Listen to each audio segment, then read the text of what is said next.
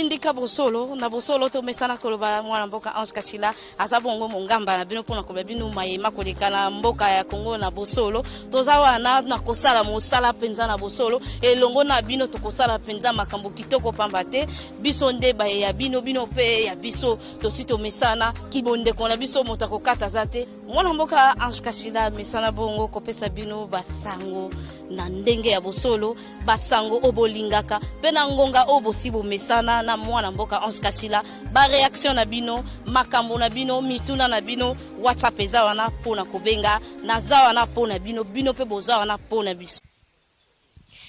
mbote mingi na bandeko balandi tindika na masolo na biso ndenge to mesana ko beta masolo na nzela ya tindika bosolo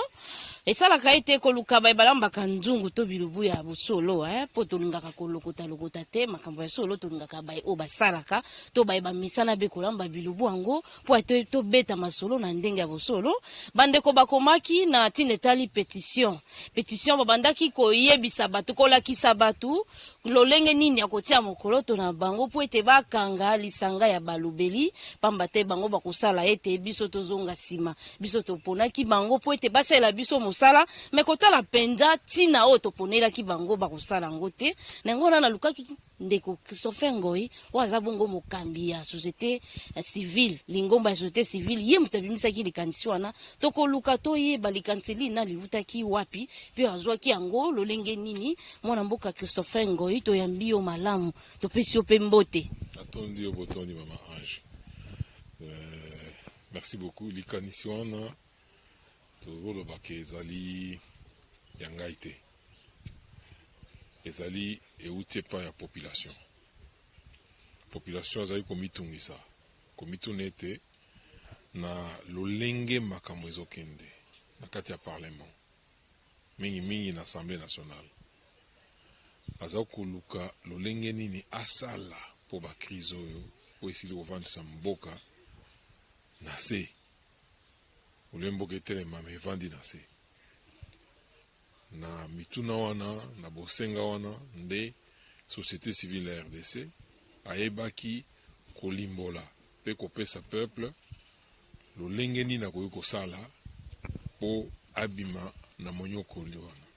c'est ça la pétition donc likanisi wana biso tozalaka tozwi oyo peuple azali koluka topropose solution ye pa andimi yango wana pétition basignature ezokoba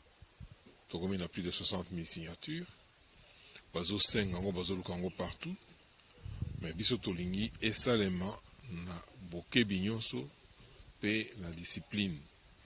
na limemia yango wana esengeli mutu atie kombo na ye asigné atie pe numéro de téléphone na ye alors basignature nyonso wana nde mutu avant signé aza d'abord conscient ayebi eloko nini alingi asigné ayebi eloko nini azoluka alors c'est pourquoi tozozwa temps nyonso mpona mosala wana ekende malamu parce que mokolo tokende kotika pétition wana na maboko ya président de la république akoyeba kozwa mokano tout en sachant que peuple congolais atelemeli mpe masolo yango mpe aza nsima ya likambo wana po alingi abima na bowumbu mwana mboka okobanda likanisi wana ezali malamu obandi penza ekosimba ekoki ba 100 000 signature wana okoloba ekoki kosimba penza ekomi pe bakangi eloko wana Maman Ange article 5 de la constitution epesi ngala na peuple congolais en tant que souverain primaire yende akoki ata atelemi na ndenge tovandi boye peuple atelemi aligné alobi pétition teni mita aliyo en tout cas na lingi susu eloko boye te akozwa pe yango na 2015 balinga basala glissement wana elingi esala na ndenge nini bazwa ONIP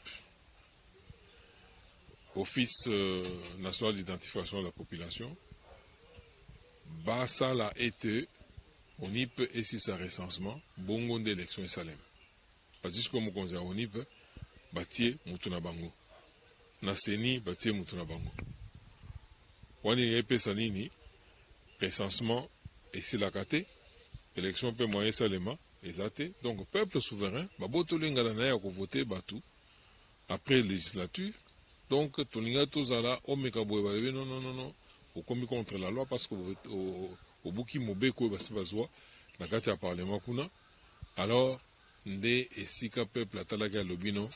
Liboso wana, Sema Mabongisi wana, Ezande Liwa. Na Kokufa,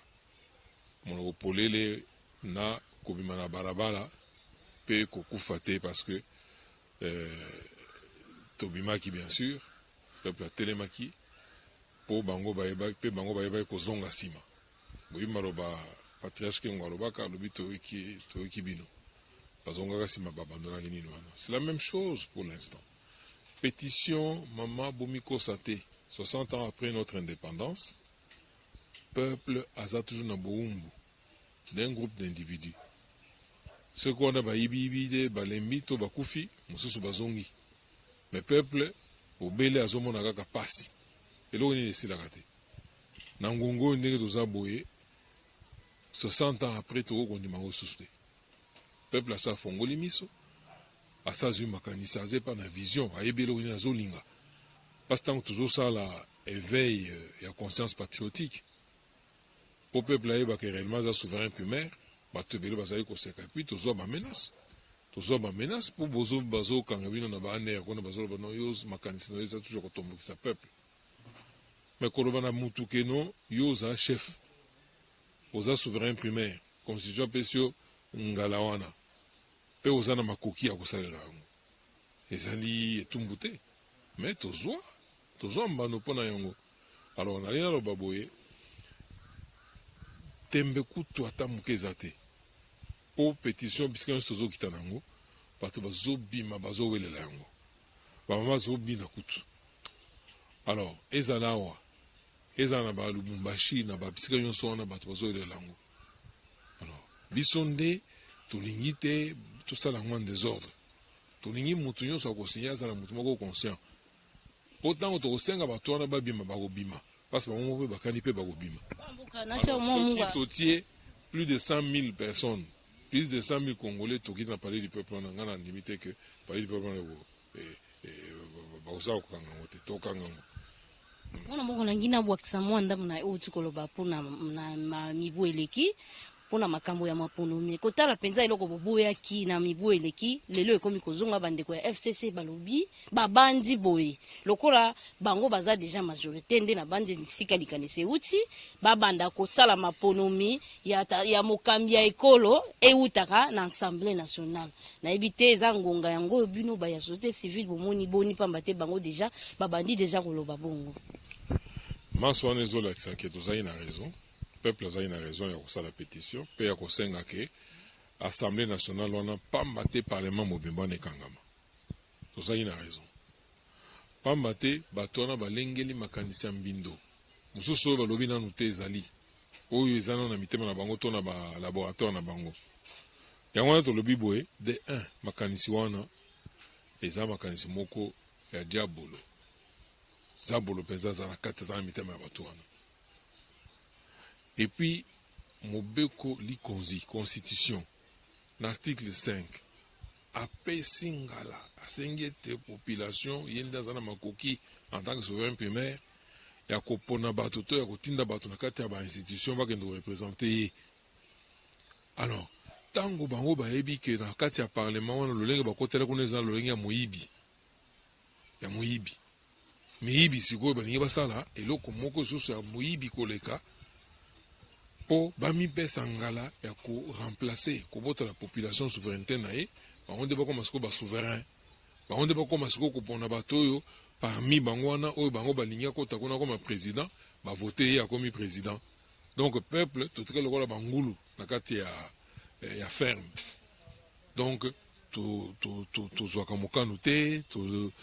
donc to tika lokola bangulu banyama tout simplement. Alors to ko ndimate que après l'esclavage oyo bakoko na biso ba viva après colonisation oyo bakoko na biso ba papa na biso ba viva lelo 60 ans après on dit que un groupe d'individus eloko mpe baza nango ya ntina eza te. Alors bavandaka na kati ya balaboratoire moko boye basala eloko moko bakomisa parlement wana ekomi privé ekomi bien privé ekomi eloko na bango bakoki koloba bon tolingi totia oyo boye na boye et tout ça batie alors comme ça bayibi koyiba ata bayibaka bango bazoyiba mais sont des millions des milliards ata bayibaka lelo budget ya mboka ekoki kosalisa bakongole ndenge nini parce que ils volent tout et de manière spectaculaire. Ata mosusu mpe na ngonga mosusu mpe bakompani mosusu epesaka bataxe yango te yango mpe misolo ezaka te bauti kokanga kompani monene esali soki 7 ans efutaka mpako ya leta te baza baloki mpo na nini parce que ozomona bato yango bazangi mbongo te baza na mbongo mais bazotonda mbongo te c'est-à-dire bazoyiba ezoya ebele epuis ezoya susu ebele mpo na nini mpo bayebi ke ntango baza na mbongo babando corrompre babando tia sikoso batie mbongo boye bato bakomoya lokola banzinzi bazoya kozwa mbongo mpo bango bavandaka na pouvoir bacorrompre bango bayeba kozwa mikano et tout ça mais nga namoni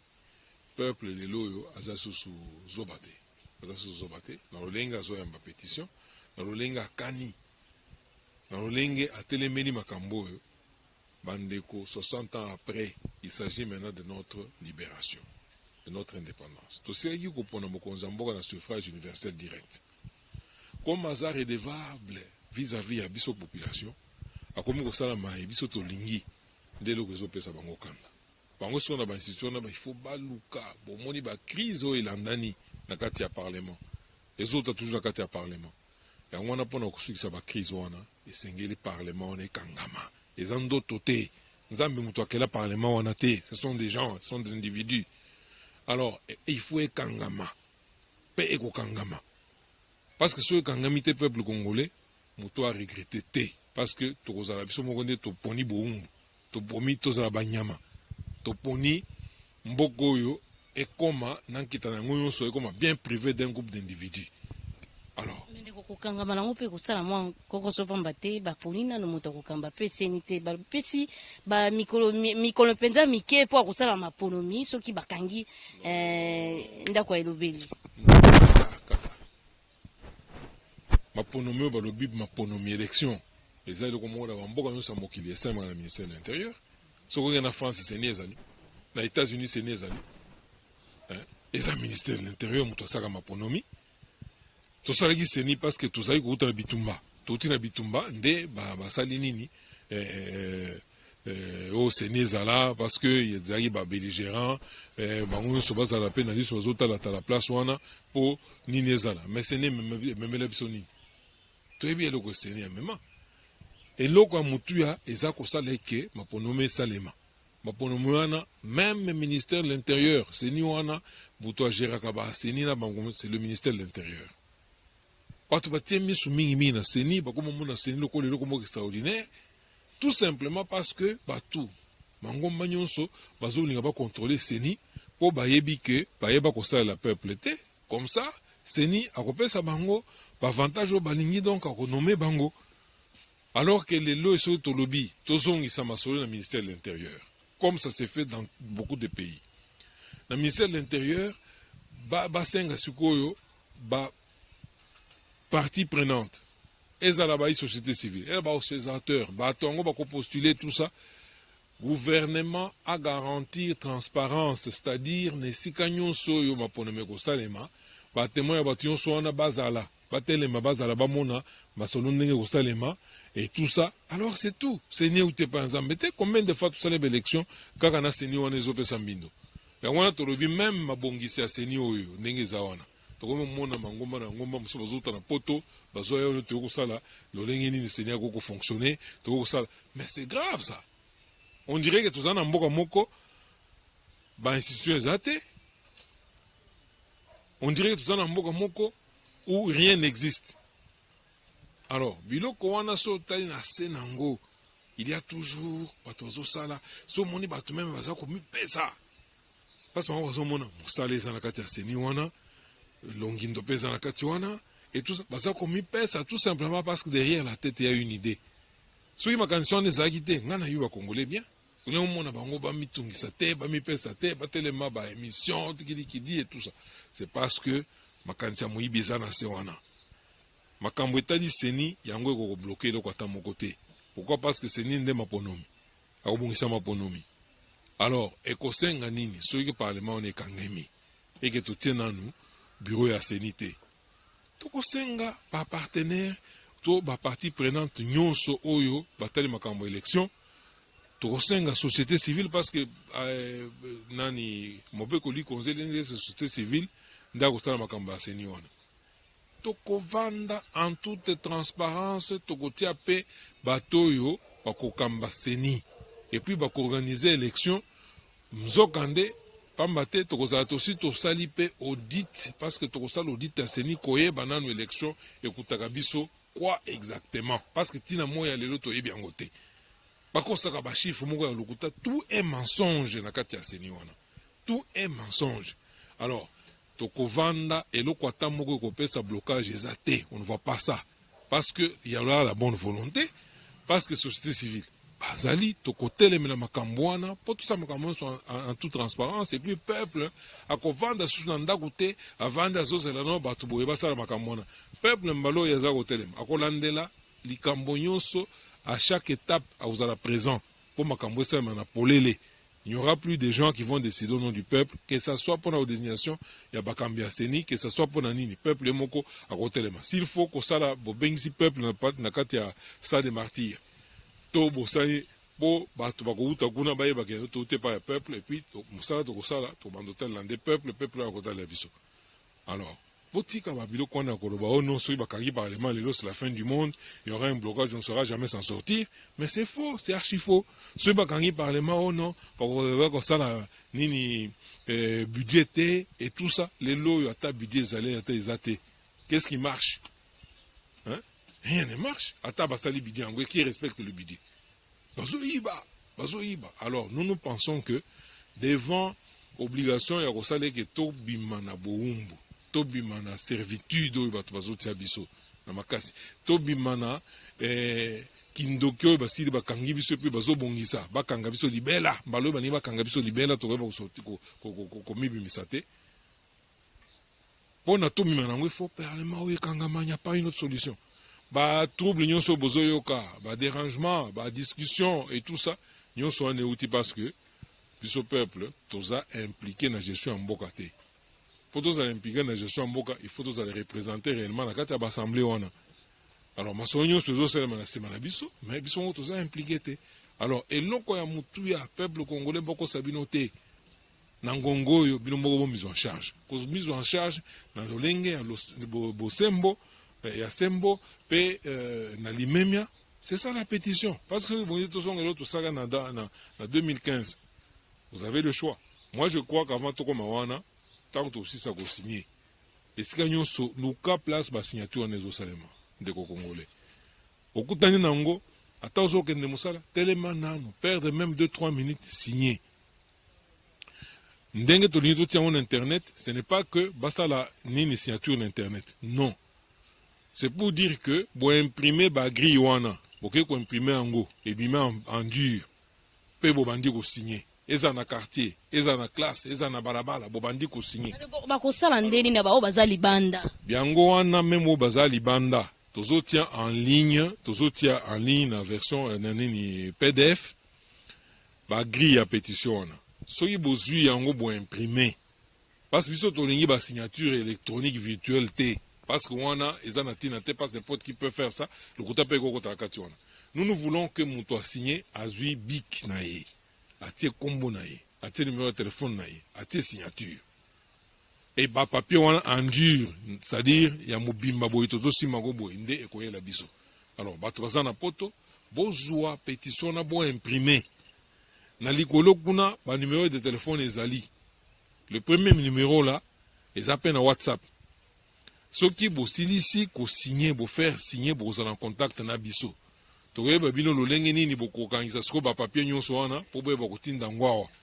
C'est très facile. Se déplacer par la place Bozali. Non. Place nyonso ozui na internet, ozui nini version PDF ya pétition na luka place bako ko imprimer bo imprimer bo photocopier ba papier wana bo signer yango ebele bokotinda pe tokozwa yango tokosangisa na o ezali awa tokende tika. Voilà, eza na Lubumbashi ba contacter maître David Tisola azawana tokotia pe numéro na ye na kati ya nini na yo na chaîne YouTube na yo po baye ba ko récupérer ba pétition soki baningi bakende kosigner bakende kosigner kuna, mais biso tozotia version PDF ya pétition po moto alingi a imprimer yena baninga na ye basigner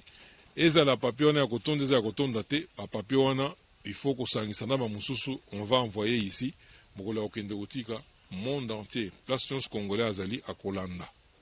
et puis tokende kotika yango na maboko ya président de la république ye moko mokolo oyo bakozwa décision que parlement ekangami chaque congolais banda ngongo wana akotelema po ayeba ke komise en charge to kozwa destiné ya mboka na biso en charge ezali koparticiper sikoyo na manso oyo ekosalema. Alors ba crise oyo bazoloba wana mpe ekosalema nango te, il n'y aura pas de crise parce que c'est le peuple, c'est sa volonté qui sera appliquée. Mwana mboka touti kolanda bongo ndeko Christopher Ngoi na bai obazaki na bosenga ya kusinye toyoki biso moko soki esali mwa mbutu WhatsApp na ngai ezali komenga na WhatsApp nga na koyeba ndenge nini ya kokutanisa bino na cordon Christopher Ngoi eza mbela na bino bosenga kingande na lukaki na luka ye moko nde ayebi ndenge nini ya kolobela masolo wana nga na pesa kabina na communiquer kaka po boyeba ndenge nini ezo salama lokula ye moko azali awa ayebi na bandi ayebi sita sepelisi bino bai bosenga kingana luka ina lukie me mwana mboka mutuna musuba ndeko balobina tuna bino boni bayi ya politiko to ba lobela biso oleba loba makambo na bango tokopesa ndakisa courant tokopesa ndakisa nzela tokopesa ndakisa ekolia ata moto moko ko banza ete bango baliaka te bango nde bapesa ka bato bokonzi babandi bango te babandi ata bakelasi ya bana bango te moto moko de ko banza kelasi ya bango ezata ta mokambikolo a part ye azana bazana suna moto wa ko kolobela bango te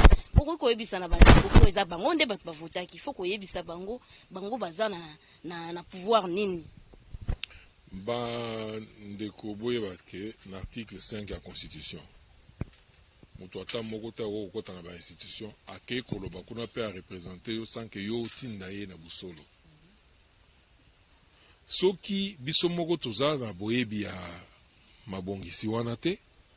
soki tozosalela yango te oui ezosala ke bato wana miyibi wana badondwa n'importe quel miyibi akokota kuna alobi na kombo na yo awa vacances parlementaires ezosila makambo bango moko baomi oloba deja tomoni ndeko Ngoi Kasanja alobi non il faut ba voter président na suffrage universel indirect. Est-ce que autaki na mbuzimai ake komona base na ye baonde bayebisi ke neno ndenge tomoni boye biso tolingi susu kopona mokonzi ya mboka te bino nde kende koyebisa baninga na yo nesika boza wana bino nde bomanda kovote na kombo na biso autaki nango na base to makanisi nde uti na balaboratoire ya kingakati pe wana tozoloba non trop c'est trop awa vacances parlementaires aussi la tomoni bato wana te ba population tike komona bango te babatami bake vacances na poto bake vacances soki na poto soki na kati ya bandako na bango bavandi et puis bazozela d'ici le 15 bazozonga pona okende osala ba bêtise yango tozobenga ba bêtise biloko wana on ne peut plus continuer nango toko continuer nango lisusu te lelo bato bakolobela peuple baza te peuple azosala koni peuple aza na mai te lelo yo courant ekokata de Kinshasa na capitale alors kinga wana barrage ata moko na Afrique toloba na Afrique centrale oyo même na Afrique mobimba barrage eza na makoki ya kopesa courant ya kitoko lokola ya inga wana baza te yango wana mindele bazowelela yango bayawa bazwa courant wana bamema yango na bamboka ebele mais biso moko awa toza courant malonga te ce n'est pas possible régie des eaux mai eza koule fleuve ezotambola Congo mobimba batraversa wana fleuve balingi yango na fleuve ete na barivière ya ndenge na ndenge na baruisseau mais tozozanga mai ya komela oyo ça pose problème donc il y a un problème ya gouvernance et problème ya gouvernance po tozwa yango solution bandeko bana mboka boyeba ke nyonso ezota na parlement wana du moment que bato moko bazoloba ke baza majoritaire na kati ya parlement du moment que gouvernement wana eza reflet to elandi configuration eza na kati ya parlement pour gouvernement esalema. Donc gouvernement wana etondi bato ya mabe oyo baza kosalela peuple te, baza na autorité morale moko quelque part nde bazosalela ye. Alors po tobima na mobumu wana po tozala sûr que parlement wana akobanda kolobela peuple, akobanda olala azokanisa peuple, esengeli azala ndenge nini, amona bolamu lolenge nini, esengeli biso moko na mbala oyo totelema ndeti na pétition, ndeti na pétition pona oyo nyonso etikali ata bato bakomi obunda bazowela soki nini tout ça batia en accusation président de la République, tout ça c'est la distraction. La distraction. Nayoki même bapanzisa mususu na bandeko mususu ba député mususu bazobundaka ekomi ba bituma moko individuel tout ça. Ça c'est pour amuser la. Ndeko wana tolo babosolo aptolaka bosolo ndeko wana alobi boyi. Ndeko Martin Fayulu. Alobaki ke ndeko Kabila azana ba juge na ye ba juge ba bande kosala pona mboka basala pona Kabila basaka pona mboka te. Nengwana kotala tata mokambi kolo Fachi amoni lokola bato ba kosala penza musala na ndenge sengeli ya mboka te azwi bango longoli bango te matindi bango na place musu basala kaka mboka bande kwana basidika kimende ko Martin Fayulu ye moko mutalo baki ke basalela ka Kabila ye wana lingi susu apuye bango accompagner bango ndende kwana tomboki alobi ete ya kotia mokongo na ye bato Kabila baleka te ya boyi ya wana lobi boye biso to la société civile tokota ba polémique ya CCD parce que lo ya mutu ya lelo ezala ba biloko nyonso wana et tout ça eza bazo umbande population population yeba ke eloko ya tina oyo so salaki na maponome uta koleka au voter président de la République oza à la tête au sommet de l'État. C'est un acquis incommensurable. Et ça l'est que les lois bato bazo kangamate. Et ça l'est que les lois de justice ba komi ko sala que justice c'est ça les mamalamu. Justice ndé ko tombola mboka. Et ça l'était bana batanga gratuitement, donc des gratuités au yokiwana. Et c'est un grand soulagement. Alors, mi bignon so ba monique makambwana écoute bango en difficulté ba sepel nangote nde ba nommé yo boelongo okende place boyo sala la mboka otomboki osiliki. Et comme makambono ba kendo tele matoki ba kendo funda ba sala boy na boy. Nyon so des distractions ngana moni na ngongo yo toza boyao. Bomi pesa nde na boluki lo lengeni ni parlement wana esengele kangama, c'est une grande victoire. Vous avez victoire le rôle vous avez en 2015 au botelé misaki glissement. Vous avez victoire muneno et même bana bino bakuteka koyeba parce que beaucoup de c'est ce que mboka au Congo RDC au démocratie za ko identité na biso et ko koma démocratie moko ya kitoko pe exemplaire na kati Afrique pe na monde. Alors bomi ko sate babilo kona ngana ino kota babilo ka mbindo na te. Na kosenga bandeko yo baza kofingana komi ko bunda oyo apesaka mbongo boye oyo tout ça batika biloko wana peuple tango azotala azo regretter parce que ce n'est pas peuple azo souffrir na olenga azo souffrir apona bino apesa bino ba qualité moko boye po bokende lobela mais lelo bokomo lega na télévision pona koloba ba insanité koloba ba bêtise kofingana exemple ni bozo pesa bozo honorer kutu nini nini niveau na binote bozo honorer rang na binote alors botika biloko wana na oyo lelo yo biso to sangana ki to zaina kati rassemblement mais nous sommes des frères mais comment na ke to tombola mutu moko ndeko na biso moko akomati na likolo ya mboka donc il peut faire de bonnes choses, il est disposé à le faire. Mais bino nation na bozo bunisa c'est-à-dire bozo lukande bozo que nous mbongo de gauche à droite. Bien sûr on peut dire qu'il n'y a pas de preuves, mais na bizaleli les autres n'a pas mituna. Qu'est-ce qui peut pousser les gens au lieu mamona et le corona to soutenir yango po même le peuple au bisonyo sozo salela et même les bonheur mais tozo kendo lukasko to tia mutu wana to empêcher à ça là. C'est-à-dire peut-être il y a une autre motivation. Alors nde to lobi makabilo kwana etika. Tout ça là des peuples qui est souverain primaire qui souffre terriblement. Ndenge na zolo bao ezana batu banda tongo etanaki ba ebite soki de lo bakolia ba kote lo koni na monoko. Bazawana bazolela. bato baza na hôpital kuna bazozanga mwa kinini ya pamba oyo bato bazali bakongole bazokufa na bamai kuna mpasi bazokende koluka poto bazobenga yango lola alors ke nzambe ntango asalaka mokili oyo atikala kotia nde jardin d'Eden lola wana eza na kongo awa ezosimba te parce que toza non organisé e yango wana bandeko botiaka meme lozito boyeba ke peuple na bino azosouffrir botika kobunda pour des futilités babiloko moko inutile entre temps miyibi ils sont en train de piller tout ce qui nous reste. Alors, wana ezambe la société civile la RDC, biso tokotala babiloko wana bapolémique atina te. Pour l'instant, objectif na biso ezali peuple azala représenté, peuple a participé na gestion ya mboka. Yango nde osalaka biso moko tomisalela mboka etelema. Sofa ngoi tokomi penza na suka na ebite suka za na mwa ya koloba na bayo bakolanda biso ezaki penza esengo makasi ya koyamba yo. Oui. Na bandeko bazoyamba nga lelo bazolanda na lobi boye nzambe asakela mokili mbala moko vio pe toza kovivre oyo tosalaka wana na brouillon te po mbala ya nsima tozongela siko totia au propre toza na vi kaka moko moko ntango ntongo ezotana boko eingeli butu eingeli tolali tolamuki tozokola ozosutuka moto azali na 6 ans akomi na 20 ans 20 ans 40 ans 40 ans 50 ans 60 ans entre temps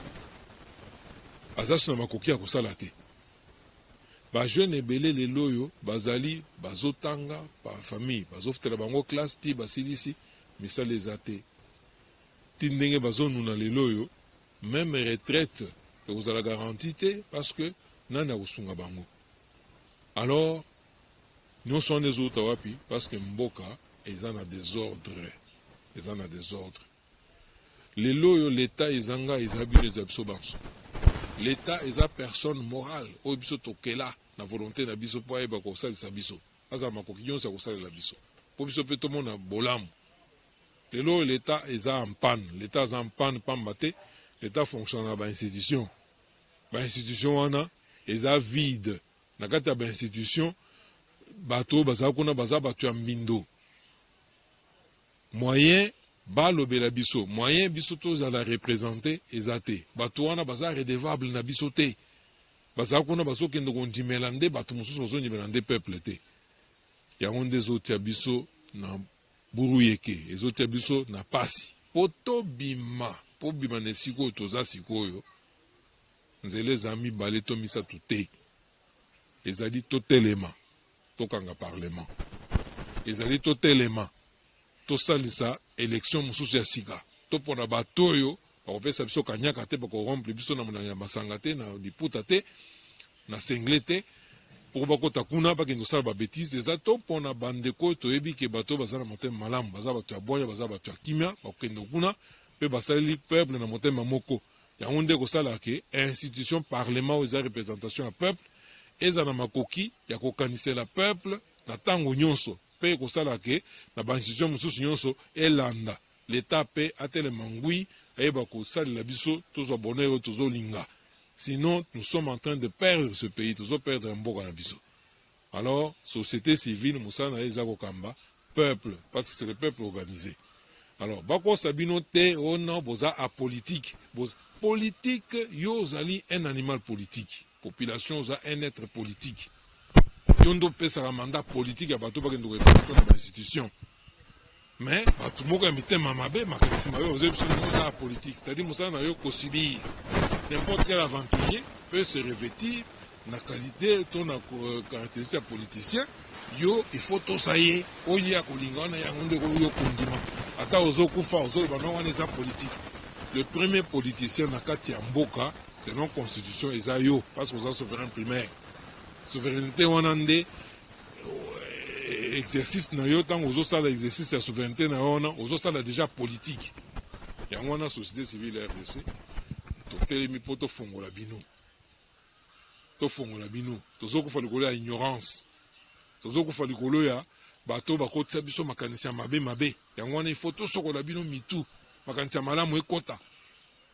yango nde kosala ke bozala bato moko ya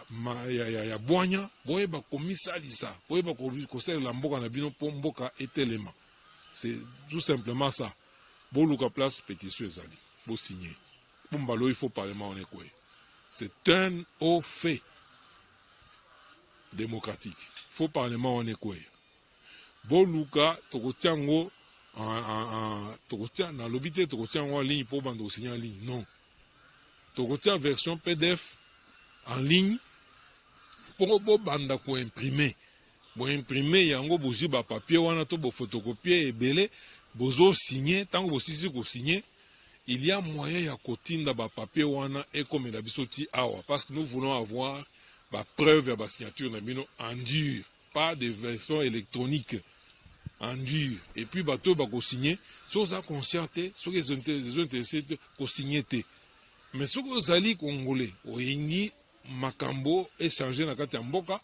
olingi mboko etomboma olingi ata ba génération na biso comme sacrifier mais ba génération kolanda nsima eyeba kozala malamu alors signer pétition wana so moni que parlement on a solo il faut fongwama il faut kangama so moni que bien sûr le parlement wana bato baza kuna baonde ozomema muyibi baza na lokuta bazo sala yote signer pétition wana nde maloba nanga suka na to bino boto ezalaki esengo makasi ya kobeta masolo na tindika bosolo ezalaka mpe bosolo tolingaka koyebisa bino bayimboka soki likambo ekosimba te tolingaka kobelela yango mpona koloba na bosolo natondi mpenza matondi na ngai epai ya bayo bazalisaka chaîne oyo rifan kisombe na papi keli bango nde bazalisi ya chaîne mpe napesi matondo mingi na moto azalaka nsima ya kamera ya tindika bosolo ndeko biyumbui napesi matondo mingi na papa général mayele na baye oyo nyonso bakomaka mpo akopesa biso mayele kobakisa mayele likolo ya mosusu pamba te moto akokaka nyonso azali te natondi bino banso matondo mingi pamba te tokutani lisusu mbala nsima.